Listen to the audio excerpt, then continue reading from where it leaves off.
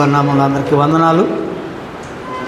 ఈ రాత్రికాల సమయంలో బైబిల్ స్టడీకై మనం చేరవచ్చుంటుండగా దేవుని మాటలు చదువుకుందాం.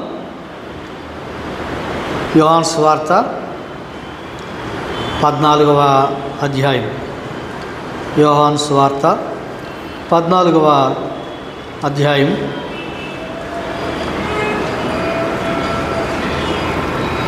18 నుంచి చదువుతున్నాను, గమనించండి.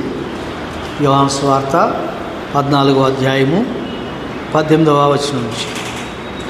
మిమ్మును అనాథలుగా విడువను, మీ యొద్దకు వత్తును. కొంతకాలమైన తరువాత లోకము నన్ను మరి ఎన్నడూ చూడదు, అయితే మీరు నన్ను చూతురు. నేను జీవిస్తున్నాను గనుక మీరును జీవింతురు. నేను నా తండ్రి యందును మీరు నా యందును నేను మీ యందును ఉన్నామని ఆ దినమున మీరు ఎరుగుదురు. నా ఆజ్ఞలను అంగీకరించి వాటిని గైకొను వాడే నన్ను ప్రేమించువాడు. నన్ను ప్రేమించువాడు నా తండ్రి వలన ప్రేమింపబడును. నేనును వానిని ప్రేమించి వానికి నన్ను కనుపరుచుకొందునని చెప్పాను. ఇస్కరియోతు కాని యూదా, ప్రభువా, నీవు లోకమునకు కాక మాకు మాత్రమే నిన్ను నీవు కనుపరచుటకేమి సంభవించినని అడుగుగా, యేసు, ఒకడు నన్ను ప్రేమించిన ఎడల వాడు నా మాట గైకొను. అప్పుడు నా తండ్రి వానిని ప్రేమించును. మేము వాని యొద్దకు వచ్చి వాని యొద్ద నివాసము చేతుము. నన్ను ప్రేమింపని వాడు నా మాటలు గైకొనడు. మీరు వినుచున్న మాట నా మాట కాదు, నన్ను పంపిన తండ్రిదే. నేను మీ యొద్ద ఉండగానే ఈ మాటలు మీతో చెప్పి తిని, ఆదరణకర్త అనగా తండ్రి నా నామమున పంపబో పరిశుద్ధాత్మ సమస్తమును మీకు బోధించి నేను మీతో చెప్పిన సంగతులన్నిటినీ మీకు జ్ఞాపకం చేయను. శాంతి మీకు అనుగ్రహించి వెళుచున్నాను, నా శాంతినే మీకు అనుగ్రహించుచున్నాను. లోకమిచ్చినట్టుగా నేను మీకు అనుగ్రహించట్లేదు. మీ హృదయమును కలవరపడనీయకుడి, వెరవనీయకుడి. నేను వెళ్ళి మీ వద్దకు వచ్చేదనని మీతో చెప్పిన మాట మీరు వింటిరి కదా. తండ్రి నాకంటే గొప్పవాడు గనుక మీరు నన్ను ప్రేమించిన ఎడల నేను తండ్రి వద్దకు వెళుచున్నానని మీరు సంతోషింతురు. ఈ సంగతి సంభవించినప్పుడు మీరు నమ్మవలనని అది సంభవింపక ముందే మీతో చెప్పుచున్నాను. ఇకను మీతో విస్తరించి మాట్లాడను. ఈ లోకాధికారి వచ్చున్నాడు, నాతో వానికి సంబంధమేమీ లేదు. అయినను నేను తండ్రిని ప్రేమించుచున్నానని లోకము తెలుసుకున్నట్లు తండ్రి నాకు ఆజ్ఞాపించినది నెరవేర్చుటకు నేను ఇలాగూ చేయుచున్నాను. లెండి, ఇక్కడ నుండి వెళుదము. ప్రభు ఈ మాటలు మన కొరకు దీవించునుగాక. పిల్లరా, మనం చదివినటువంటి లేఖన భాగం ప్రభు అయినటువంటి యేసుక్రీస్తు వారు ఆయన ఇంకా కొద్ది ఆ సమయంలో ఆయన సిలువకు అప్పగించబడబోతూ ఉన్నాడు. మానవాళి కొరకై, మన కొరకై తన ప్రాణాన్ని ధారపోయినటువంటి ప్రభువు ఆఖరిగా ఆ సిలువకు వెళ్లే ముందు పలుకుతున్నటువంటి మాటలు మనము ధ్యానం చేస్తూ ఉన్నాం. 13వ అధ్యాయం నుంచి ఈ మాటలు ప్రభు పలుకుతున్నట్లుగా మనం గమనిస్తాం. 13వ అధ్యాయం 1వ వచనంలో మనం గమనిస్తాం కదా. తాను ఈ లోకము నుండి తండ్రి వద్దకు వెళ్ళవలసిన గడియ వచ్చినని యేసు పస్కా పండుగకు ముందే ఎరిగిన వాడై లోకములోనున్న తన వారిని ప్రేమించి వారిని అంతం వరకు ప్రేమించెను. ఇక్కడ ఆయన ఆ మాటలు ప్రారంభించిన సంగతి ఇక్కడ చూస్తూ ఉన్నాం. లోకములో ఉన్న తన వారిని ప్రేమించి వారిని అంతం వరకు ప్రేమించెను అనేటువంటి ఆ సంగతితో ఇక్కడ మనం ఈ మాటలు ప్రభు తిరిగి చెప్తూ ఉన్నట్లుగా మనం చూస్తూ ఉన్నాం. వారిని ప్రేమించి వారికి పరిచర్య చేసిన సంగతి 13వ అధ్యాయంలో మనం చూస్తూ ఉన్నాం కదా. ఆయన మరి వారి పాదములు కడిగినటువంటి సందర్భం 13వ అధ్యాయంలో మనం దాని గురించి ధ్యానం చేశాం.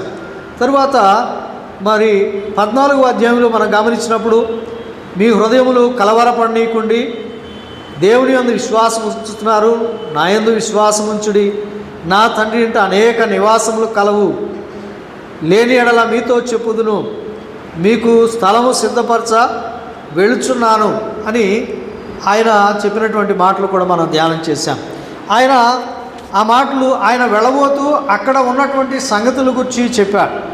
అంతేకాకుండా మరి పరిశుద్ధాత్మ దేవుడు ఆ వచ్చేటువంటి సంగతులు కూడా మనము ఆయన పంపించేటువంటి సంగతి చదువుకున్నాం. 16వ వచనం గమనించినట్లయితే 14వ అధ్యాయం 16వ వచనంలో, నేను తండ్రిని వేడుకొందును మీ యొద్ద ఎల్లప్పుడూ ఉండుటకై ఆయన వేరొక ఆదరణకర్తను అనగా సత్య స్వరూపియగు ఆత్మను మీకు అనుగ్రహించును అన్నాడు.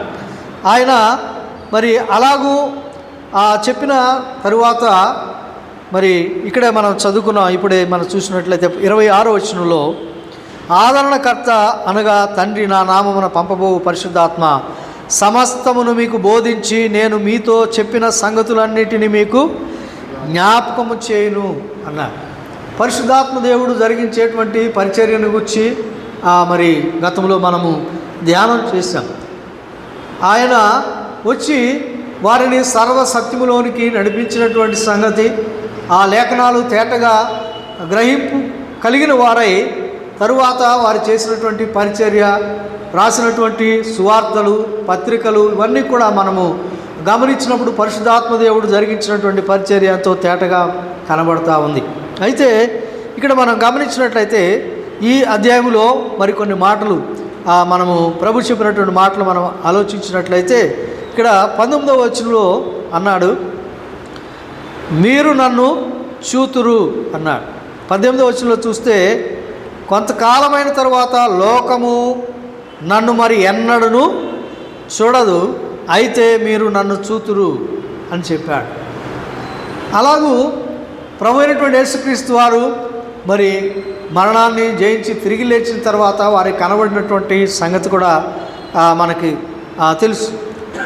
ఆయన వారికి కనబడినటువంటి సంగతి. అయితే లోకము ఆయనను చూడలేదు, లోకమంతటికి ఆయన కనబడలేదు. కానీ ఆయన మరణాన్ని జయించి తిరిగి లేచిన తర్వాత మరి శిష్యులకు కనబడినటువంటి సంగతి మనం చూడగలుగుతాం.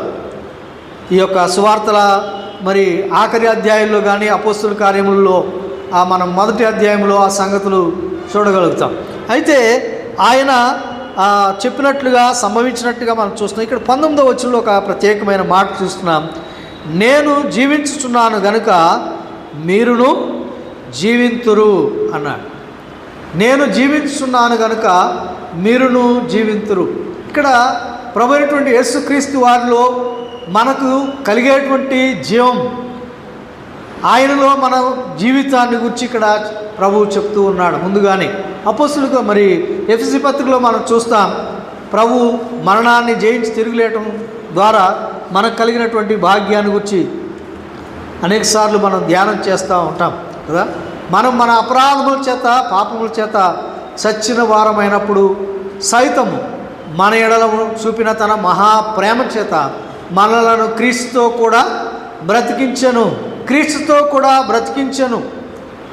ప్రభు అయినటువంటి యేసుక్రీస్తు వారు మరణాన్ని జయించి తిరిగి లేచి ఉంటుండగా ఆయనతో కూడా మనము జీవిస్తాము అనేటువంటి సంగతి ఇక్కడ ప్రభు చెప్తూ, నేను జీవించుతున్నాను కనుక మీరును జీవింతురు అనేటువంటి మాట ప్రభు చెప్పినట్టుగా మనం గమనిస్తాం.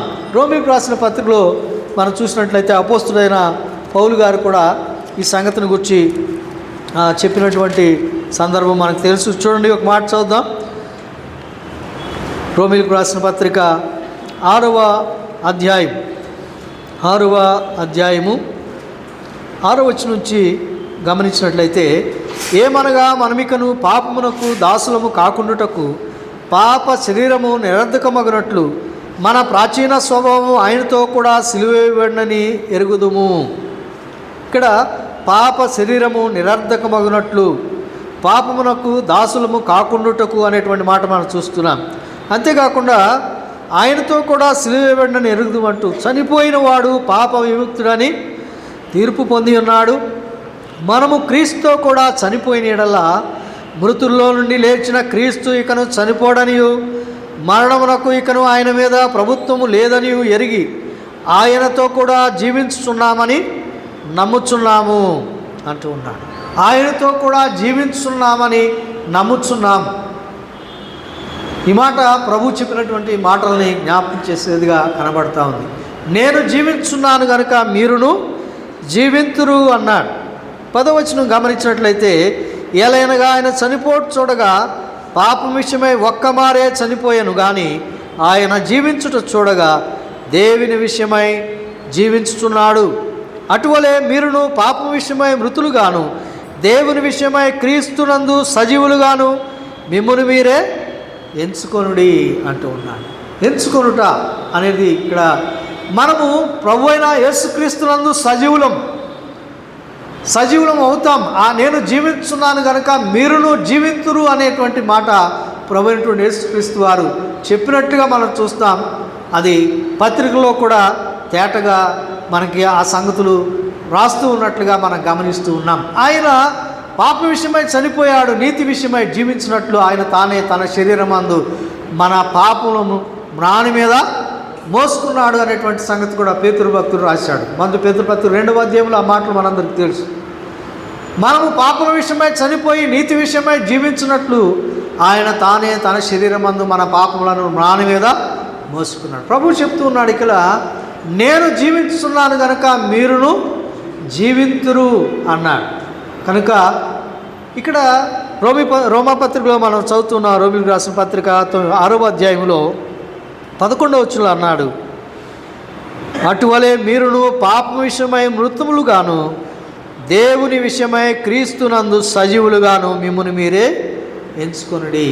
మనం ఎంచుకోవాల్సింది ఏమిటంటే, మనము పాప విషయమై మృతులం, క్రీస్తునందు దేవుని విషయమై సజీవులం. మనం బ్రతికించబడిన వారం, క్రీస్తునందు సజీవులం. అలాగూ ఎంచుకోండి అంటూ ఉన్నాడు. ఎంచుకోవటం అనేది అంటే లేని దాన్ని చెప్పేది కాదు. ఎంచుకోవటం అంటే ఉంటేనే ఎంచుతాం కదా, లేని దాన్ని ఇచ్చేది కాదు. యేసు ప్రభునందు మనము సజీవులుగా చేయబడ్డాం. అదే ఎఫ్సి పత్రిక కూడా మనం చదువుకున్నాం. ఆయన తన మహాప్రేమ చేత మనల్ని క్రీస్తుతో కూడా బ్రతికించాడు. ఆయన మనల్ని బ్రతికించాడు. ఇక మన మీద పాపం యొక్క ప్రభుత్వం లేదు, పాపం యొక్క అధికారం లేదు. ఆయన జీవిస్తున్నాడు, మనం కూడా జీవిస్తున్నాం. మనం జీవించాలని ఆయన తిరిగి లేచాడని చెప్పాడు. కాబట్టి ఇది మనకెంతో మరి ధైర్యాన్ని కలిగించేటువంటి సంగతి. ఎల్లప్పుడూ మనము గమనంలో ఉంచుకోవాల్సిన సంగతి ఏమిటంటే, మనము మృతులము కాదు, సజీవులము. పాప విషయమై మృతమైనటువంటి వారం, నీతి విషయమై సజీవులం, దేవుని విషయమై సజీవులం. అనగా దేవుని కార్యాలు చేసేటువంటి శక్తి సామర్థ్యాలు దేవుడు ప్రభువైన యేసుక్రీస్తునందు మనకి అనుగ్రహించాడు అనేటువంటి సంగతి ఈ మాటల్లో మనము గమనించగలుగుతాం. ప్రభు వారు చెప్పారు, నేను జీవించున్నాను కనుక మీరును జీవింతురు అనేటువంటి మాట ప్రభు అయినటువంటి యేసుక్రీస్తు వారు తెలియచేసినట్లుగా మనం అక్కడ గమనిస్తూ ఉన్నాం. అంతేకాకుండా ఈ యొక్క అధ్యాయంలో అనేక సంగతులు మనం చూడగలుగుతాం. చూడండి, 27వ వచనాన్ని మనం గమనించినట్లయితే 27వ వచనం, శాంతి మీకు అనుగ్రహించి వెళ్ళుచున్నాను, నా శాంతినే మీకు అనుగ్రహించుచున్నాను, లోకమిచ్చినట్టుగా నేను మీకు అనుగ్రహించట్లేదు, మీ హృదయమును కలవరపడ నీయకుడి వెరవనీయకుడి అంటూ ఉన్నాడు. యేసు ప్రభు వారు శిష్యులతో చెప్తూ ఉన్నారు. నిజానికి వారు ఎంతగానో భయపడుతూ ఉన్నారు, కలవరంతో ఉన్నారు. ఇప్పుడు వరకు మన ప్రభు మనతో ఉన్నాడు, ఇప్పుడు వెళ్ళిపోతానంటూ ఉన్నాడు. ఏమిటి అర్థం కానటువంటి పరిస్థితుల్లో వారు ఎంతో మరి బాధతో ఉన్నట్లుగా మనం గమనిస్తాం. ప్రభువా ఎందుకు వెళ్ళిపోతావు, ఎక్కడికి వెళ్ళిపోతావు, ఇలాంటి ప్రశ్నలు వాడు వేస్తూ ఉన్నట్లుగా మనం చూస్తాం. పేతురు గారు అయితే ప్రభువా నీకు అది సంభవించకుండాను గాక అంటూ ఉన్నారు. ఈ మాటలని మనం గమనించినప్పుడు వారు ఎంతో మరి బాధలో లేక శాంతి లేనటువంటి పరిస్థితిలో ఉన్నారని మనం చూస్తున్నాం. అయితే ప్రభు అంటూ ఉన్నాడు 27వ వచనంలో, శాంతి మీకు అనుగ్రహించి వెళ్ళుచున్నాను, నా శాంతినే మీకు అనుగ్రహించుచున్నాను అంటూ ఉన్నాడు. ఇక్కడ ఫుట్నోట్లో మనం గమనించినట్లయితే సమాధానము అన్నాడు. సమాధానం మీకు అనుగ్రహించి వెళుచున్నాను, నా సమాధానమునే మీకు అనుగ్రహించుచున్నాను అంటూ ఉన్నాడు. సమాధానము అనేది దేవుడు ప్రభు అయినటువంటి యేసుక్రీస్తు వారు ప్రకటిస్తున్నట్లుగా మనం గమనిస్తూ ఉన్నాం.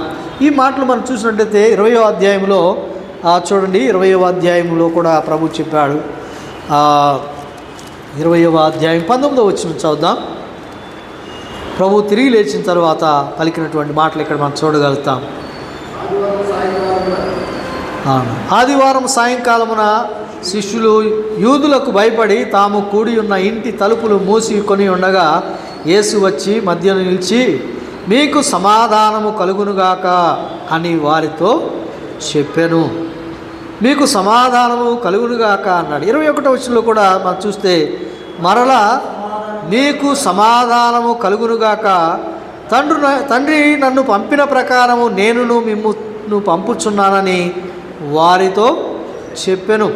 ఇక్కడే 26వ వచనంలో కూడా ఆఖరి భాగం మనం గమనించినట్లయితే మీకు సమాధానము కలుగునుగాక. 8 దినములు అయిన తర్వాత ఆయన శిష్యులు మరలా లోపల ఉన్నప్పుడు ప్రభు మరి వచ్చి ప్రత్యక్షమై మీకు సమాధానము కలుగునుగాక అంటూ ఉన్నాడు.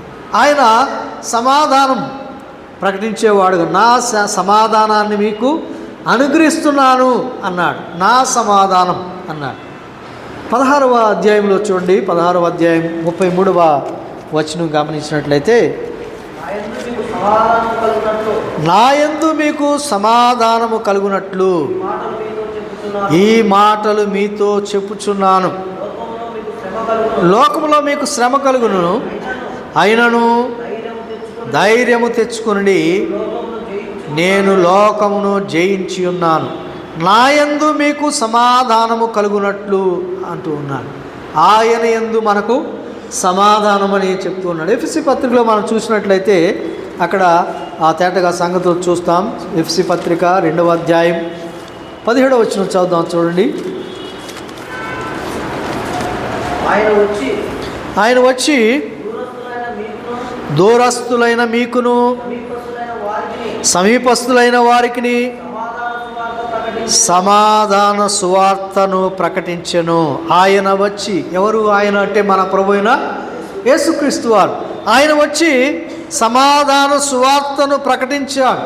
యూదులకు కానీ అన్యులకు కానీ ప్రతి ఒక్కరికి, మన అందరికీ కూడా ఆయన సమాధాన సువార్త ప్రకటించినట్లుగా మనం చూడగలుగుతూ ఉన్నాం. ఇక్కడే మనం గమనించినట్లయితే ఫిలిప్పీలకు రాసిన పత్రికలో ఒక మాట చూద్దాం. చూడండి, ఫిలిప్పీలకు రాసిన పత్రిక 4వ అధ్యాయం, ఫిలిప్పీలకు రాసిన పత్రిక 4వ అధ్యాయం 7వ వచనం కూడా చూద్దాం. అప్పుడు సమస్త జ్ఞానమునకు మించిన దేవుని సమాధానం యేసుక్రీస్తు వలన మీ హృదయములకును మీ తలంపులకును కావలి ఉండును అన్నాడు. ప్రభువైన యేసుక్రీస్తు వారు చెప్తూ ఉన్నారు, సమాధానం మీకు అనుగ్రహిస్తున్నాను అన్నాడు. నా సమాధానాన్నే మీకు అనుగ్రహిస్తున్నాను, లోకం ఇచ్చినట్టుగా కాదు అన్నాడు. లోకం ఇచ్చేటువంటి సమాధానం కాదు. లోకం ఇచ్చేటువంటి సమాధానం అది కొంతసేపు ఉంటుంది, కాసేపటికి ఉండదు. అయితే ప్రభు ఇచ్చేటువంటి సమాధానం గమనించినట్లయితే ఆ సమాధానాన్ని గురించి ఇక్కడ చెప్తూ ఉన్నాడు, జ్ఞానమునకు మించినటువంటి సమాధానము అన్నాడు. సమస్త జ్ఞానమునకు మించిన దేవుని సమాధానం క్రీస్తు యేసు మూలముగా మీ హృదయములకును మీ తలంపులకును కావలి ఉండును అన్నాడు. దేనిని గురించి చింతపడద్దు అన్నాడు. ఆనందించండి, ప్రభునందు ఆనందించండి అంటూ మీరు దేనిని గురించి చింతపడద్దు, కానీ ప్రతి విషయంలో ప్రార్థన విజ్ఞాపనల చేత కృతజ్ఞతాపూర్వకంగా మీ విన్నపాలు దేవునికి తెలియచేయండి. అప్పుడు సమస్త జ్ఞానములకు మించిన దేవుని సమాధానం క్రీస్తు యేసు మూలముగా మీ హృదయాలకి తలంపులకి కావలి ఉంటుంది అన్నాడు. యేసు ప్రభు వారు ఇచ్చేటువంటి ఆ సమాధానం ఎంతో శ్రేష్టమైనది. ఆయన ద్వారా సమాధాన సువార్తను ఆయన ప్రకటించారు కదా. సమాధానం ఎవరికి సమాధానం అంటే ఆయన యందు విశ్వాసం వచ్చిన వారికి కలిగేటువంటి సమాధానం. ఎందుకు సమాధానం కావాలి? మీకు సమాధానం కలుగునుగాక అన్నాడు, సమాధానాన్ని ప్రకటించాడు, సమాధాన సువార్త ప్రకటించాడు అని మనం వింటూ ఉన్నాం. అయితే ఎందుకు సమాధానం అంటే మనం గమనించినట్లయితే చూస్తాం. ఎఫ్సి పత్రికలో ఒక మాట చదువుదాం. చూడండి, ఎఫెసీయులకు రాసినటువంటి పత్రిక 2వ అధ్యాయం 2వ అధ్యాయంలో 2వ వచనం చదువుదాం. మీరు వాటిని చేయొచ్చు వాయుమండల సంబంధమైన అధిపతిని అనగా అవిధేయులైన వారిని ఇప్పుడు ప్రేరేపించు శక్తిగా అధిపతిని అనుసరించి ఈ ప్రపంచ ధర్మము చొప్పున మునుపు నడుచుకుంటురి. వారితో కలిసి మనమందరము శరీరము యొక్కయు మనసు యొక్కయు కోరికలను నెరవేర్చుకొనచ్చు మన శరీర ఆశలను అనుసరించి మునుపు ప్రవర్తించు కడమ వారి వల్లనే స్వభావ సిద్ధముగా దైవోగ్రతకు పాత్రులమై ఉంటిమి అన్నాడు. దైవోగ్రతకు పాత్రులుగా మనం ఉన్నాం. అయితే అలాంటి స్థితిలో ఉన్నటువంటి మనల్ని ఆయన మనకి సమాధానాన్ని ప్రకటించిన వాడుగా ఉన్నాడు. సమాధాన సువార్త ప్రకటించినట్లుగా మనం చూస్తూ ఉన్నాం. సమాధాన సువార్త ప్రభువైనటువంటి యేసుక్రీస్తు వారు ప్రకటించారు. నా సమాధానాన్ని మీకు అనుగ్రహిస్తున్నాను అన్నాడు. రోమీయులకు రాసిన పత్రికలో మనం చూసినట్లయితే 5వ అధ్యాయంలో చూడండి, 5వ అధ్యాయము 8వ వచనం చదువుదాం. 5వ అధ్యాయం 8వ వచనం. అయితే దేవుడు మన ఎడల తన ప్రేమను వెల్లడిపరుచున్నాడు. ఎట్లనగా మనం ఇంకను పాపులమై ఉండగానే క్రీస్తు మన కొరకు చనిపోయెను. కాబట్టి ఆయన రక్తం వలన ఇప్పుడు నీతివంతులముగా తీర్చబడి మరింత నిశ్చయముగా ఆయన ద్వారా ఉగ్రత నుండి రక్షింపబడుదుము. ఎలయనగా శత్రువులమై ఉండగా ఆయన కుమారుని మరణము ద్వారా మనము దేవునితో సమాధానపరచబడిన ఎడల సమాధానపరచబడిన వారమై ఆయన జీవించుట చేత మరి నిశ్చయముగా రక్షింపబడుదుము. అంతేకాదు మన ప్రభు అయిన యేసుక్రీస్తు ద్వారా మనము దేవుని యందు అతిశయపడుచున్నాం. ఆయన ద్వారానే మనము ఇప్పుడు సమాధాన స్థితి పొంది ఉన్నాము అంటూ ఉన్నాడు. ఆయన ద్వారానే సమాధాన స్థితి పొంది ఉన్నాం. ప్రభువు చెప్పాడు, నా సమాధానం మీకు ఇస్తున్నాను అన్నాడు. లోకం ఇచ్చేటువంటి సమాధానం ఏమి సమాధానం? అది దేవుని ఉగ్రత నుండి తప్పించేది కాదు. అది దేవుని యొద్దకు మనల్ని తీసుకొని వెళ్ళగలిగేటువంటి సమాధానం కాదు. ప్రభు ఇచ్చేటువంటి సమాధానం మనల్ని ఉగ్రత నుంచి తప్పించినట్లుగా మనం చూస్తూ ఉన్నాం. దేవుని సమీపించేటువంటి మార్గాన్ని మనకి తెరిచినట్లుగా మనం చూస్తూ ఉన్నాం. ఇక్కడ మనం గమనించినట్లయితే ప్రత్యేకంగా ఇక్కడ చెప్తూ ఉన్నాడు, ఏలైనగా శత్రువులమై ఉండగా ఆయన కుమారుని మరణము ద్వారా మనము దేవునితో సమాధానపరచబడిన ఎడల సమాధానపరచబడిన వారమై ఆయన జీవించుట చేత మరి నిశ్చయముగా రక్షింపబడుదుము అంటూ ఉన్నాడు. ఆయన ద్వారానే ఇప్పుడు సమాధాన స్థితి పొందాం. ప్రభు ముందుగానే ఆ సంగతి తెలియచేసినట్లుగా మనం చూస్తూ ఉన్నాం. నా సమాధానం మీకు ఇస్తూ ఉన్నాను అన్నాడు. సమాధానము మీకు అనుగ్రహిస్తున్నాను అని ప్రభు చెప్పినటువంటి మాటలు మనం చదువుతూ ఉన్నాం. 14వ అధ్యాయము 27వ వచనంలో శాంతి లేక సమాధానం మీకు అనుగ్రహించి వెళుచున్నాను, నా సమాధానమునే మీకు అనుగ్రహించున్నాను, లోకమిచ్చినట్టుగా నేను మీకు అనుగ్రహించట్లేదు. మీ హృదయమును కలవరపడనీయకుడి వెరవ నీయకుడి అంటూ ఉన్నాడు. నేను వెళ్ళి మీ వద్దకు వచ్చేదనని మీతో చెప్పిన మాట మీరు వింటిరి కదా. తండ్రి నాకంటే గొప్పవాడు గనుక మీరు నన్ను ప్రేమించిన యెడల నేను తండ్రి వద్దకు వెళుచున్నానని మీరు సంతోషింతురు. ఈ సంగతి సంభవించినప్పుడు మీరు నమ్మవల్లని అది సంభవింపక ముందే మీతో చెప్పుచున్నాను. ఇకను మీతో విస్తరించి మాట్లాడును.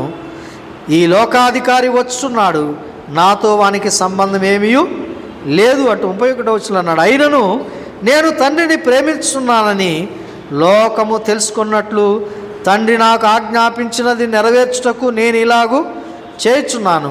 లెండి ఇక్కడ నుండి వెళుదము అంటూ ఉన్నాడు. ప్రభువైనటువంటి యేసుక్రీస్తు వారు వారితో చెప్తూ ఉన్నాడు. ఇక లోకాధికారి వస్తూ ఉన్నాడు, వానికి నాకు ఏమీ సంబంధం లేదు అని చెప్పాడు. చెప్పి ఆయన నేను తండ్రిని ప్రేమిస్తున్నానని లోకము తెలుసుకున్నట్లు తండ్రి నాకు ఆజ్ఞాపించింది నెరవేర్చుటకు నేను ఇలాగూ చేయుచున్నాను. ఆయన సిలువకు వెళ్ళబోతూ ఉన్నాడు. ఆయన ముందుగానే చెప్పాడు, నేను ప్రాణం పెట్టడానికి వచ్చాను, తిరిగి తీసుకోవటానికి వచ్చాను అన్నాడు.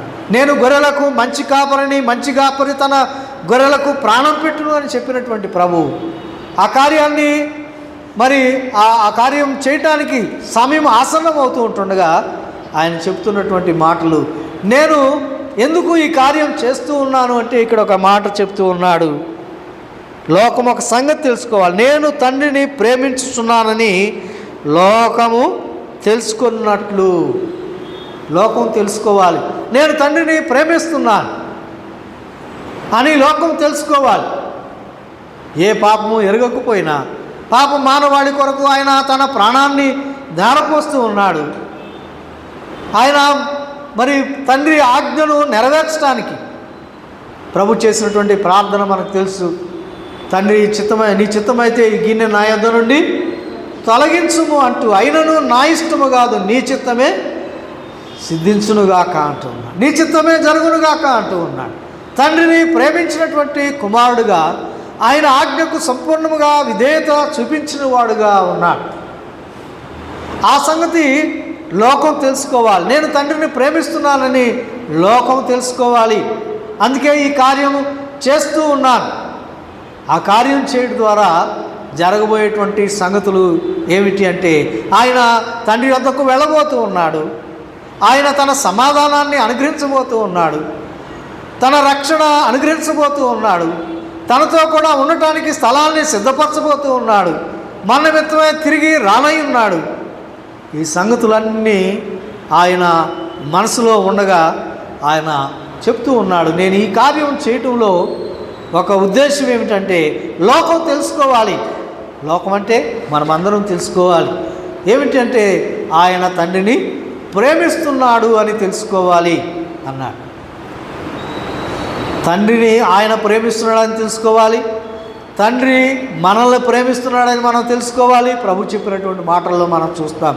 యోహాను సువార్త 3:16 చెప్పాడు, దేవుడు లోకమును ఎంతో ప్రేమించెను కాగా ఆయన తన అద్వితీయ కుమారునిగా పుట్టిన వాని యందు విశ్వాసముంచు ప్రతివాడు నశింపక నిత్య జీవం పొందినట్లు ఆయనను అనుగ్రహించునని చెప్పాడు. లోకము తన కుమారుని ద్వారా రక్షణ పొందటానికే కానీ లోకానికి తీర్పు తీర్చడానికి ఆయన నన్ను పంపలేదు అన్నాడు. లోకం తెలుసుకోవాలి, తండ్రి లోకాన్ని ప్రేమిస్తున్నాడు, ప్రేమించి తన కుమారుని ఇచ్చాడు. కుమారుడు కూడా మనల్ని ప్రేమించి తన ప్రాణాన్ని దారపోస్తున్నాడు. అంత మాత్రమే కాదు, తండ్రిని ప్రేమించి ఆయన ఆ పని చేస్తున్నాడని లోకం తెలుసుకోవాలి. లోకం తెలుసుకోవాలి, తండ్రిని ప్రేమించేవారు తండ్రి యొక్క ఆజ్ఞ అనుసరించి నడవాలి అనేది తెలుసుకోవాలనేటువంటి సంగతి ప్రభు తెలియచేస్తూ ఉన్నాడు. అందుకే అపోస్తలుడైన పౌలు గారు చెప్పాడు కదా, ఫిలిప్పీయులకు రాసిన పత్రికలో 2వ అధ్యాయంలో ప్రభు చేసినటువంటి కార్యాన్ని గురించి చెప్తూ ఆయన అన్నాడు, ఆయన విధేయతను గురించి చెప్పాడు. ఆయన క్రీస్తు యేసునకు కలిగిన ఈ మనస్సు మీరును కలిగి ఉండండి అన్నాడు. ఆయన దేవుని స్వరూపం కలిగిన వాడై ఉండి ఆ దేవుడితో సమానంగా ఉండే గొప్ప భాగ్యాన్ని విడిచిపెట్టకూడని భాగ్యం అని ఎంచుకోలేదు, కానీ మనుషుల పోలికగా పుట్టాడు, దాసుని స్వరూపం ధరించుకున్నాడు, తను తానే రిక్తునిగా చేసుకున్నాడు అనేటువంటి మాటలు చెప్పాడు. అంతేకాకుండా మరణం పొందినంతగా, అనగా శిలువ మరణం పొందినంతగా విధేయత చూపించాడు. శిలువ మరణం పొందినంతగా విధేయత చూపించాడు అంటూ అక్కడ ఒక మాట చెప్పాడు. చూడండి, ఆ మాట మనం గమనించినట్లయితే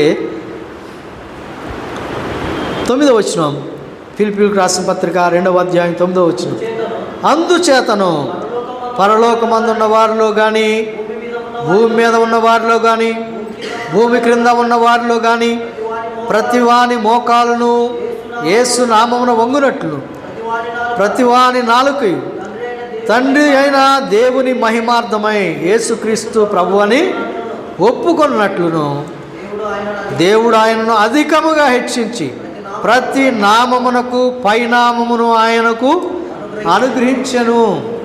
ఆయన సంపూర్ణంగా విధేయత చూపించాడు. తండ్రిని ప్రేమించి ఆయన విధేయత చూపించిన వాడుగా ఉన్నాడు. నేను తండ్రిని ప్రేమించున్నానని లోకమంతా తెలుసుకోవాలి, అందుకే నేను ఈ కార్యం చేస్తున్నాను అని చెప్పాడు. ప్రభు చెప్పిన మాటల్లో మనం గమనిస్తూ ఉన్నాం. ఆయన తండ్రి నాకు ఆజ్ఞాపించినది నెరవేర్చుటకు నేను ఇలాగూ చేయుచున్నాను, లేండి ఎక్కడ నుండి వెళుదాము అన్నాడు. ఆ మాట చెప్పడానికి ముందు ఆయన చెప్పిన మాట, ఆయనను నేను తండ్రిని ప్రేమిస్తున్నానని లోకము తెలుసుకున్నట్లు తండ్రి నాకు ఆజ్ఞాపించింది నెరవేర్చడానికి నేను ఇలాగూ చేయుచున్నాను అన్నాడు. దీనిలో మనము గమనించినట్లయితే ప్రభువు యొక్క మాటలు మనము ఎంతో గంభీరమైనటువంటి సంగతులు దీనిలో మనము ధ్యానించగలుగుతాం. 28వ వచనంలో కూడా ఒక మాట చెప్పాడు చూడండి. మా యోహాను సువార్త 14వ అధ్యాయం 28వ వచనంలో, నేను వెళ్ళి మీ వద్దకు వచ్చేదనని మీతో చెప్పిన మాట మీరు వింటిరి కదా. తండ్రి నాకంటే గొప్పవాడు గనుక మీరు నన్ను ప్రేమించిన ఎడల నేను తండ్రి వద్దకు వెళుచున్నానని మీరు సంతోషింతురు. ఈ సంగతి సంభవించినప్పుడు మీరు నమ్మవల్లని అది సంభవింపక ముందే మీతో చెప్పుచున్నాను అంటున్నాను. నేను తండ్రి వద్దకు వెళుతూ ఉన్నాను. తండ్రి నాకంటే గొప్పవాడు కనుక నేను తండ్రి వద్దకు వెళుచున్నానని మీరు ఎరిగి ఉంటే మీరంతా సంతోషిస్తారు ఆ సంగతిని బట్టి అంటూ ఉన్నాడు. నిజానికి ఆ సమయంలో వారి యొక్క పరిస్థితి అలాగూ లేదు, అలాగ నమ్మేటువంటి పరిస్థితిలో వారు లేరు, అలాగూ సంతోషించేటువంటి స్థితిలో వారు ఎంత మాత్రం లేరు, వారెంతో దుఃఖంతో ఉన్నట్లుగా మనం చూస్తాం. అయితే ఆ సంగతి మీరు ఎరిగి ఉంటే మీరు సంతోషిస్తారు అన్నాడు. నేను తండ్రి వద్దకు వెళ్తున్నాను అన్నాడు. అయితే ఆ సంగతి జరిగినప్పుడు మీరు దాన్ని గ్రహించాలని ముందే చెప్తున్నాను అంటూ ఉన్నాడు. చూడండి 29వ వచనంలో, ఈ సంగతి సంభవించినప్పుడు మీరు నమ్మవల్లని అది సంభవింపక ముందే మీతో చెప్పుచున్నాను. ప్రభు ఆయన తండ్రి వద్దకు వెళుతున్నటువంటి సంగతి అనగా ప్రభు మన కొరకై ప్రాణాన్ని ధారపోశాడు, మరణాన్ని జయించి తిరిగి లేచాడు. ఆయన ఆరోహణుడై తండ్రి వద్దకు వెళ్ళాడు. వెళ్ళేటప్పుడే చెప్పాడు, నేను వెళ్ళిన తర్వాత ఆదరణకర్తను మీ వద్దకు పంపిస్తానని చెప్పాడు. ఆయన చెప్పినట్లుగానే పరిశుద్ధాత్మదేవుణ్ణి పంపించాడు. ఆ సంగతులన్నీ వారు గ్రహించినప్పుడు వారు ఎంతగానో సంతోషంతో నింపబడినట్లుగా మనం చూస్తూ ఉన్నాం. ఆ తర్వాత వారు ఎరిగిన వారై వారు మాట్లాడేటువంటి మాటలన్నీ కూడా ఎంతో ప్రత్యేకంగా గంభీరమైనవిగా, విశ్వాసంతో నిండినవిగా, ధైర్యంతో నిండినవిగా కనబడతా ఉన్నాయి. అపొస్తలుల కార్యాల్లో మనం చూస్తాం కదా, ప్రభువు తిరిగి లేచిన తర్వాత మరి పరిశుద్ధాత్మదేవుడు దిగి వచ్చిన తర్వాత వారు మాట్లాడేటువంటి మాటలు మనం చూసినట్లయితే ఎంతో తేటగా ఆ సంగతులు వారు గ్రహించినట్లుగా మనం చూడగలుగుతాం. చూడండి అపొస్తలుల కార్యముల గ్రంథం 2వ అధ్యాయంలో మనం గమనించినట్లయితే అక్కడ పేతురు గారు లేచి అనేకమైన సంగతులు చెప్పినట్లుగా మనం చూస్తాం. 22వ వచనం చూడండి. 22వ వచనం, ఇశ్రాయేలు వారలారా ఈ మాటలు వినుడి. దేవుడు నజరేయుడగు యేసు చేత అద్భుతములను, మహత్కార్యములను, సూచక్రియలను మీ మధ్యను చేయించి ఆయనను తన వల్ల మెప్పు పొందిన వానిగాను మీకు కనబర్చెను. ఇది మీరే ఎరుగుదు. దేవుడు నిశ్చయించిన సంకల్పమును ఆయన భవిష్యత్ జ్ఞానమును అనుసరించి అప్పగింపడిన ఈయనను మీరు దుష్టుల చేత సిలువేసి చంపితిరి. మరణము ఆయనను బంధించి ఉంచుట అసాధ్యము కనుక దేవుడు మరణ వేదనను తొలగించి ఆయనను లేపెను. ఆయనను గురించి దావీదు ఇట్లా అన్నాడు అని చెప్పి ప్రవచనాన్ని కూడా చెప్తూ ఉన్నాడు. నేను ఎల్లప్పుడూ నా ఎదుట ప్రభువును చూస్తున్నాను. ఆయన నా కుడిపార్శ్వమున్నాడు కనుక నేను కదల్చబడను. కావున నా హృదయం ఉల్లసించెను, నా నాలుక ఆనందించెను, మరియు నా శరీరము కూడా నిరీక్షణ కలిగి నిలకడగా ఉండును. నీవు నా ఆత్మను పాతాళంలో విడిచిపెట్టవు, నీ పరిశుద్ధుని కుళ్ళుపట్టనీయవు. నాకు జీవ మార్గములు తెలిపితివి. నీ దర్శనం అనుగ్రహించి నన్ను ఉల్లాసముతో నింపెదవు. సహోదరులారా, మూల పురుషుడకు దావీదును గురించి మీతో నేను ధారాళముగా మాట్లాడవచ్చును అటు. అతడు చనిపోయి సమాధి చేయబడును. అతని సమాధి నేటి వరకు మన మధ్య ఉన్నది. అతడు ప్రవక్త అయి ఉండెను గనుక అతని గర్భఫలములో నుండి అతని సింహాసనం మీద ఒకని కూర్చుండబెట్టదని దేవుడు తనతో ప్రమాణపూర్వకంగా ఒట్టు పొట్టుకున్న సంగతి అతడు ఎరిగి క్రీస్తు పాతాళములో విడవబడలేదనియు ఆయన శరీరము కుళ్ళిపోలేదనియు దావీదు ముందుగా తెలుసుకొని ఆయన పునరుద్ధానమును గురించి చెప్పెను. ఈ మాట ప్రాముఖ్యంగా గమనించిన 32వ వచనం, ఈ యేసును దేవుడు లేపెను, దీనికి మేమందరము సాక్షులం కాగా ఆయన దేవుని కుడిపార్శ్వమునకు హెచ్చింపబడి పరిశుద్ధాత్మను గూర్చిన వాగ్దానమును తండ్రి వలన పొంది మీరు చూస్తూ వినుచున్న దీనిని కుమ్మరించి ఉన్నారు.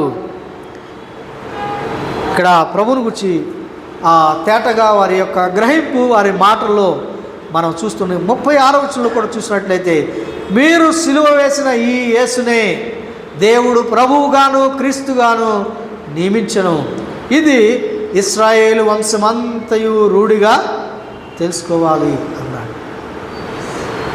ఇక్కడ వారెంతో ధైర్యముగా ప్రభువును గుర్చినటువంటి సంగతి, ఆయన ఏమై అయ్యాడో, ఎక్కడికి హెచ్చించబడ్డాడో ఎరిగినట్లుగా మనం చూస్తూ ఉన్నాం. వారెంతో సంతోషంతో నింపబడ్డారు. వారి హృదయంలో ఉన్నటువంటి కలవరం తొలగిపోయింది. ఆ ప్రభు ముందుగానే చెప్పాడు, అది జరిగినప్పుడు నేను ఈ సంగతి చెప్పానని మీరు గ్రహించాలి, మీరు నమ్మాలి, దానికోసం నేను ముందుగానే చెప్తున్నానని ప్రభు చెప్పినట్లుగా మనం గమనిస్తూ ఉన్నాం. ప్రభు అలాగూ హెచ్చించబడిన వాడుగా ఉన్నాడు.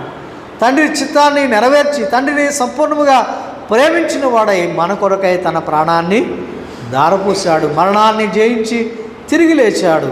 ఈ సమాధాన సువార్తను ఆయన ప్రకటించాడు, నేటికి ఆయన ప్రకటిస్తున్నాడు, సర్వమానవాళికి ప్రకటిస్తున్నాడు. ప్రభు చెప్పాడు, మీరు సర్వలోకానికి వెళ్ళి సర్వ సృష్టికి సువార్త ప్రకటించండి. ఏమిటంటే ఇది సమాధాన సువార్త. ఆయన మన కొరకై, మనము దైవ ఉగ్రతకు పాత్రులుగా ఉంటుండగా దేవుడు మన కొరకై మనల్ని తనతో సమాధానపరచుకోవటానికి తన కుమారుడినే బలి చేశాడు. ఆయన ద్వారా మనకు సమాధానం కలిగింది. మనం చేయవలసిన సంగతి, పాపులారా ఇక మీరు మారు మనసు పొందండి, యేసు ప్రభువుని నమ్ముకోండి. ఆయనే సమాధానకర్తయగు అధిపతి. ఆయన ద్వారా రక్షణ, ఆయన ద్వారా సమాధానం, ఆయన ద్వారా దేవుని సమీపించగలుగుతాం, ఆయన ద్వారా పరలోకం చేరగలుగుతాం. ఇలాంటి రక్షణ సువార్త, సమాధాన సువార్త ప్రభు మనకు అనుగ్రహించాడు. ఆ మాటలు ముందుగానే తెలియజేశాడు. తరువాత సంభవించినటువంటి సంగతులు మనం ఆ తర్వాత చూడగలుగుతాం. దీనన్నింటినీ మనం గమనించినప్పుడు ప్రభు మన పట్ల చూపినటువంటి ఆ ప్రేమ కార్యం, ఆయన జరిగించిన కార్యం మనం గమనిస్తూ ఉన్నాం. ముందుగానే ఆయన తెలియచేశాడు. అపుస్తుడైన యోహాను గారు చెప్పాడు, ఆయన గురించి మనం గమనిస్తాం. యోహాను మొదటి పత్రిక 5వ అధ్యాయంలో 20వ వచనంలో చూస్తే ఆయనే నిజమైన దేవుడు, నిత్యజీవం అన్నాడు. పౌలు గారు చెప్తూ అన్నాడు, ఈయన సర్వాధికారి అయిన దేవుడండి, నిరంతరము స్తోత్రార్హుడై ఉన్నాడు. తీతు పత్రికలో మనం చూస్తాం, ఆయన మహాదేవుడు, మన రక్షకుడు అనేటువంటి మాటలు మనం గమనిస్తాం. మన ప్రభు మన పట్ల జరిగించిన ఆ ప్రేమ కార్యం, ఆయన లోకంలో ఉన్న తన వారిని ప్రేమించాడు, అంతం వరకు ప్రేమించాడు. ఆయన అనేకమైన సంగతులు చెప్తూ వస్తూ ఉన్నాడు. ఆ మాటలు మనం ధ్యానిస్తూ ఉన్నాం. నిజముగా ఆ మాటలు తెలుసుకొని, ఆ మాటలు నమ్ముకొని ప్రభునందు విశ్వాసం ఉంచి రక్షణ భాగ్యం పొందిన మన భాగ్యం ఎంతో గొప్పది. అయితే ఆ భాగ్యం పొందిన మన మీద కూడా బాధ్యత ఉంది. ఆ సమాధాన సువార్తను లోకానికి అందించేటువంటి బాధ్యత. ప్రభు అయితే మనల్ని ప్రేమించి ప్రాణమే అర్పించాడు. మనం కూడా మన సహోదరుల నిమిత్తం ప్రాణం పెట్ట బద్దులమై ఉన్నామన్నాడు అపోస్తలుడైన పేతురు యోహాను గారు. మొదటి యోహాను 3:16 మాటలు చూడగలుగుతాం. కనుక ఈ మాటలు మన హృదయంలో భద్రపరుచుకుందాం. ప్రభు మహిమార్థమైన జీవితం. దేవుడు తన మాటలు మన కొరకు దీవించుగాక. ప్రియ ప్రభు రక్షకుడునైనటువంటి యేసుక్రీస్తు శ్రేష్టమైన నామంలో మీ అందరికీ హృదయపూర్వక వందనాలు. ఈ సందేశంలో మీ ఆధ్యాత్మిక జీవితానికి ఎంతో మేలుకరంగా, దీవెనకరంగా, మీరు ఆత్మీయంగా బలపడుటకు సహాయకరంగా ఉన్నాయని ఆశిస్తున్నాం. ఇంకను అనేక సందేశములు వినుటకు ఈ ఛానల్ను సబ్స్క్రైబ్ చేసుకోగలరు. ఈ పరిచర్య నిమిత్తమై ఇంకను ప్రార్థించగలరని మనవి.